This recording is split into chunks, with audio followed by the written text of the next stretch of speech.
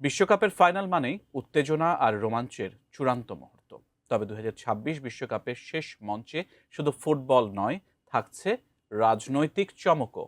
Spain আর্জেন্টিনার মহারণে গ্যালারিতে থাকছেন মার্কিন প্রেসিডেন্ট ডোনাল্ড ট্রাম্প। নতুন বিশ্ব চ্যাম্পিয়নের হাতে শিরোপাও তুলে দেবেন তিনি। তবে ট্রাম্পের উপস্থিতিতে এবার নানান প্রশ্ন উঠছে। এনে বিস্তারিত থাকছে সাদিয়া সিদ্দিকার প্রতিবেদনে।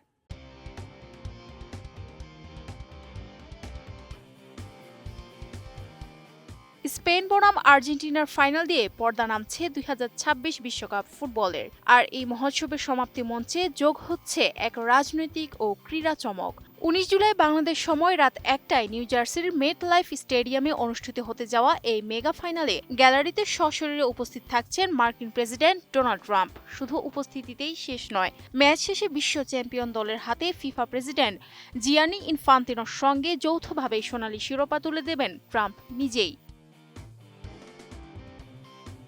যুক্তরাষ্ট্র, কানাডা ও মেক্সিকোর যৌথ আয়োজনে এবারের আসরে এই পর্যন্ত ১০২টি ম্যাচ অনুষ্ঠিত হলেও ট্রাম্পকে কোনো স্টেডিয়ামে দেখা যায়নি। তবে আসরের ফাইনাল ম্যাচে তার উপস্থিতি নিশ্চিত করেছে হোয়াইট হাউস। হোয়াইট হাউসের প্রেস সেক্রেটারি ক্যারোলিন লেভিট এক বিবৃতিতে জানিয়েছে, তারা রোববারের ফাইনাল ম্যাচের অপেক্ষায় আছেন এবং প্রেসিডেন্টও সেখানে উপস্থিত হতে মুখিয়ে আছেন। ২০২৬ বিশ্বকাপের এই ফাইনালে শুধু ট্রাম্পই নন, মঞ্চে এই দুই দলের লড়াই দেখতে মাঠে উপস্থিত থাকবেন বিশ্বের অনেক গুরুত্বপূর্ণ ব্যক্তি।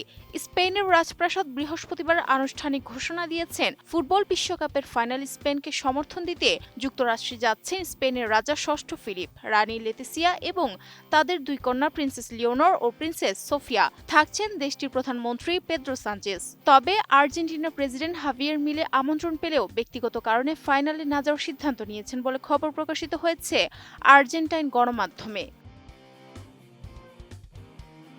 নতুন বাংলাদেশ গড়তে এলো জুলফিকার স্টিল।